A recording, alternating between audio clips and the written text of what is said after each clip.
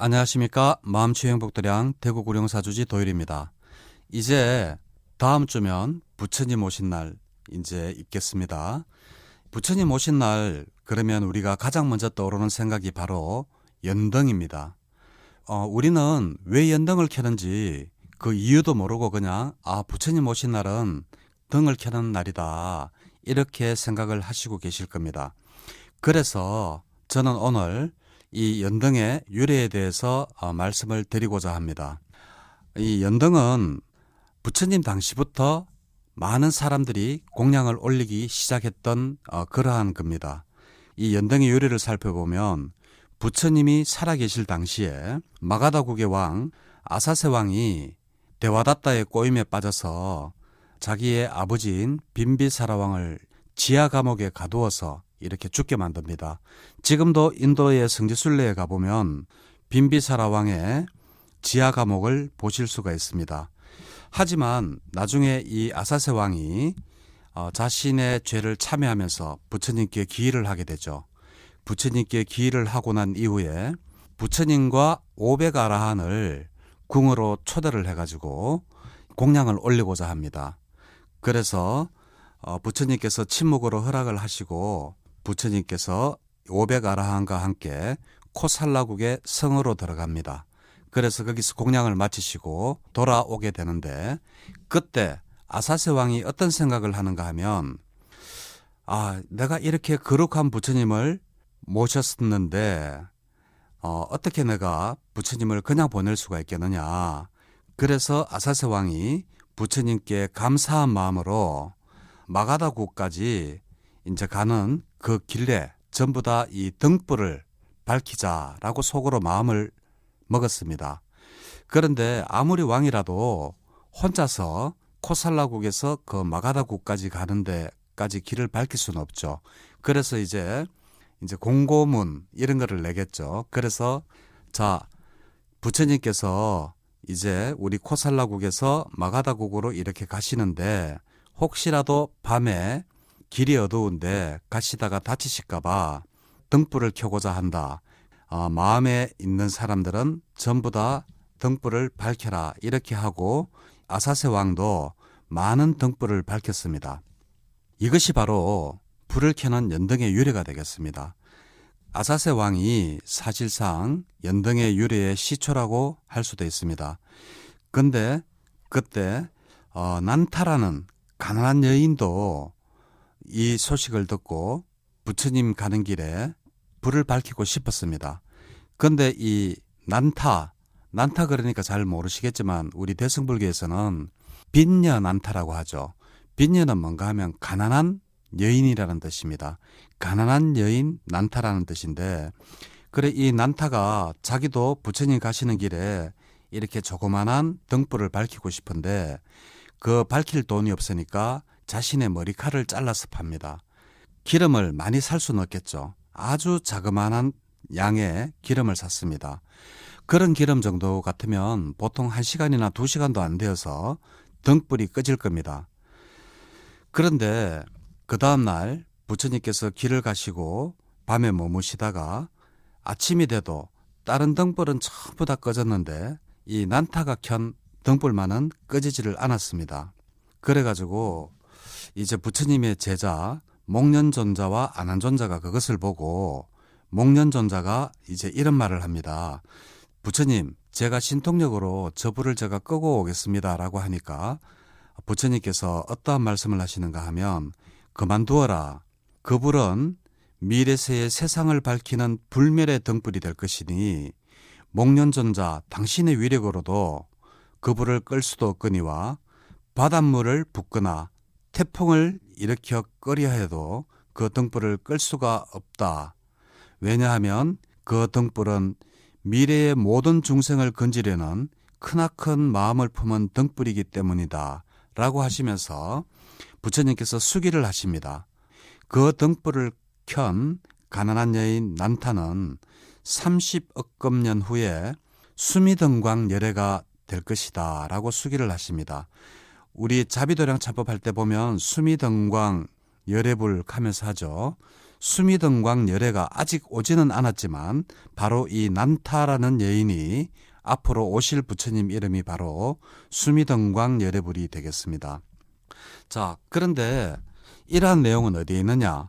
현우경의 빈녀난타품이라는 경전에 나오고 그리고 아사세왕 수결경이라는 곳에서 바로 이러한 내용을 말하고 있습니다. 자, 그러면 이 난타가 도대체 어떠한 서원을 세웠길래 아침까지 다른 불들은 다 꺼졌는데도 불구하고 난타가 켠 불만 꺼지지 않고 이렇게 타고 있었을까요? 거기에는 난타가 한 서원이 바로 무엇인지 경전에 나옵니다. 바로 이러한 내용입니다. 비록 제가 켜는 초라한 등불 하나일지언정 정성스러운 마음으로 이 불을 밝힙니다. 만약 내가 미래세의 진리를 얻을 수 있게 된다면 작은 양의 기름이지만 아침까지 밝은 등불이 꺼지지 않기를 바랍니다. 라고 이렇게 간절하게 이제 부처님을 위하고 그리고 진리를 구할 수 있도록끔 이렇게 발언을 하면서 공양을 올렸기 때문에 아침이 되어도 그 불은 꺼지지 않고 있었습니다. 자, 어떻습니까? 우리도 이 등불을 켤 때 이러한 간절한 마음으로 우리가 등불을 켜는지 아니면 그냥 켜야 되니까 켜는지 도대체 등불을 왜 켜는지 가족의 행복과 편안함을 발언하기 위해서만 켜는지 아니면 모든 중생의 평화와 평온을 바라는 마음에서 켜는지 이러한 것을 한번 되짚어 보면 좋겠습니다. 자, 그러면 우리는 이 등불을 켤 때 어떠한 마음으로 이 연등공양을 올려야 되겠습니까? 앞에서 등을 밝히는 이유를 설명했듯이 단순히 복을 빌고자 하는 등을 밝히는 것이 아니라 연등을 단다는 것은 바로 너와 나 모두의 행복을 갈구하는 마음으로 등불을 밝혀야 된다는 것입니다. 바로 이런 마음, 곧 나와 나의 가족만을 위한 것이 아니라 타인을 위한 등을 달아야겠습니다. 자, 유마경에 보면 등 다는 이유가 있는데요. 첫 번째, 부처님의 은혜를 갚는 길이요. 둘째는 일체 중생을 이익되게 하는 일이라고 했고 42장경에 보면 진심으로 밝힌 불은 조금도 변함이 없는 것처럼 그 복덕 또한 이와 같다라고 했습니다. 그러니까 자신의 등을 하나 달았으면 남을 위한 등도 하나 다는 것이 어떨까라고 저는 생각을 해봅니다. 경제적으로는 부담이 되겠지만 큰 사찰에도 연등을 하나 올리고 작은 사찰에도 등을 하나 이렇게 올리는 것이 많은 이들의 행복을 빌어주는 것이 아닌가 이렇게 생각을 해봅니다. 자, 공양을 올린다, 베푼다 하는 것은 바로 보시입니다. 사찰에서 연등을 단다는 것도 등공양을 올린다라고 하죠. 그래서 우리는 이것을 보시라고 합니다. 바로 불보살에게 공양을 올리고 중생들에게 회양한다는 마음으로 연등을 달면 좋겠습니다. 그리고 꼭 보면 연등을 달 때 가족들을 위해서만 발언을 많이 하죠. 우리 남편 사업 잘 되기를 바란다. 우리 애들 공부 잘하고 잘 취직되기를 바란다. 이런 마음으로 등을 켜는데 이러한 등을 다는 것은 어떨까 싶습니다. 우리가 등을 다는 게 자비와 다른 사람들의 이익을 원한다면 내가 사랑하는 가족들 그리고 좋아하는 사람들만 위해서 등을 다는 것보다 내가 가장 미워하고 내가 가장 만나지 않았으면 하는 그러한 사람들을 위해서 등을 하나 달아주는 것은 어떨까? 저는 개인적으로 이렇게 생각을 해봅니다. 그러면 그 복은 아마 가족을 위해서 등을 다는 것보다 훨씬 더 큰 복이 되지 않을까 이렇게 생각을 합니다. 자, 그리고 등하면 또 우리가 빠질 수 없는 게 있죠. 자등명, 법등명입니다. 자기 스스로를 등불로 삼고 법을 등불로 삼아라 라는 게 바로 대반열반경에 나오죠. 자등명 자기의, 법등명 법기의입니다. 자기 자신을 등으로 삼고 자기 자신을 기초로 삼아라. 법을 등불로 삼고 귀처로 삼아라 라는 것입니다. 여기에서 말하는 등은 바로 뭔가 하면 자기 자신을 중심으로 해서 알아차림을 하라는 겁니다.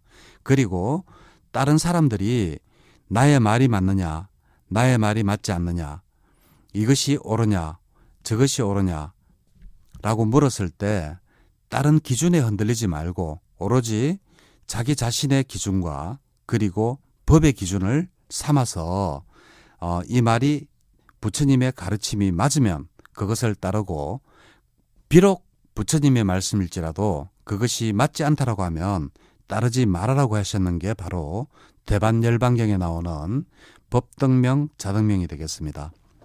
자, 우리나라는 이렇게 부처님 오신 날 등을 답니다. 자, 그러면 외국에서는 어떻게 하는지 한번 알아보겠습니다.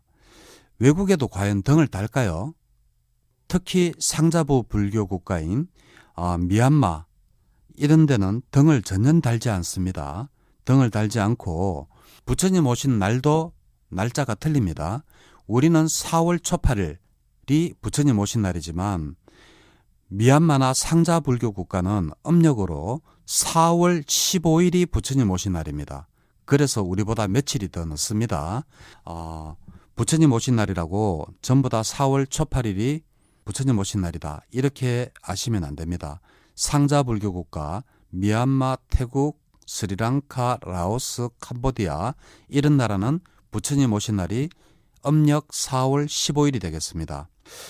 자, 미얀마는 제가 말씀드렸듯이 이날 등을 달지 않고 무엇을 하느냐 하면 바로 스님들에게 대중공양을 아주 크게 냅니다.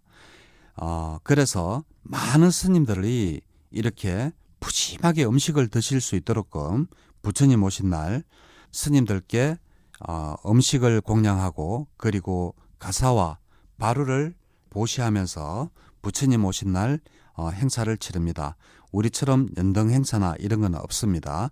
왜냐하면 연등이 없기 때문입니다. 자, 그러면 같은 상자 불교 국가인 스리랑카는 어떠냐? 스리랑카는 등이 있습니다. 스리랑카는 등이 있는데 등 모양이 우리랑은 좀 모양이 조금 다릅니다. 대나무로 이렇게 둥글게 만드는데 둥글게는 만들 때 밑에 이렇게 오징어 발처럼 발을 많이 달아 놓습니다. 그래서 이 스리랑카는 등을 답니다. 같은 나라라도 참 차이가 많이 나죠. 그러면 태국은 어떨까요? 태국도 등이 없습니다. 그리고 라오스나 캄보디아도 등이 없고요. 오직 상자부 불교 국가 중에서 등을 다는 나라는 스리랑카인데 연등 행사는 하지 않습니다. 그리고 연등 행사는 하지 않고 절 앞에 아니면 집 앞에 이렇게 등을 이렇게 달아놓는 그러한 것을 알 수가 있습니다. 그리고 우리 대승불교 국가 중에서 등을 다는 나라 중국 등 아주 좋아하죠. 지금 바깥에 웬만한 중국집에 가면 전부 다 등이 다 달려 있을 겁니다. 주로 빨간색이 복을 준다 그래서 빨간색 등에다가 복복자를 거꾸로 이렇게 적어서 복이 밑으로 쏟아지라고 그렇게 해서 등을 많이 달죠. 그런데 안타깝게도 중국에도 연등 행사나 이런 것은 없습니다. 단지 부처님 오신 날이 아니라 중국은 항상 상시적으로 아무 때나 절에 가도 등이 많이 달려져 있습니다. 이것이 이렇게 된 것은 바로 송나라 때 송나락하면 960년에서 1279년까지 송나라 시대인데 이때 등공량이 바로 연등회장의 장식으로 대체가 되었습니다.